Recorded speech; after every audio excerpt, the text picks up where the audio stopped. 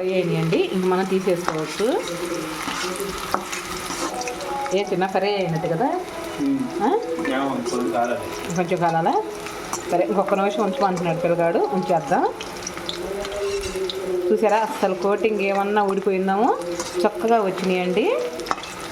వేసాక ఒక్క నిమిషం అలా ఉంచేసుకుంటే ఆయిల్లో బాగా వచ్చేస్తుంది చక్కగా. పచ్చివాసన. అసలు పకోడీ అంటేనే దాన్ని ఇష్టపడిన వాళ్ళు ఉంటారా, సూపర్గా ఉంటుంది చికెన్ పకోడీ. తింటే అసలు నేను మసాలా కూడా వేయలేదండి, మీకు చూడండి వీడియోలోకి వెళ్ళి. నేను మసాలా కూడా అతిగా వేయలే, ఎందుకంటే పిల్లలు తింటారని. మసాలా వేసి గ్యాస్ ఇవన్నీ అవసరం అంటారా, కానీ అంటారు కొంతమంది, ఎప్పుడన్నా తినేదే కదా కానీ ఒకటండి, ఆరోగ్యంగా ఉండాలి కదా, అందుకని చాలామంది పాపం డైటింగ్లో అయ్యని ఏం చేస్తూనే ఉన్నారు.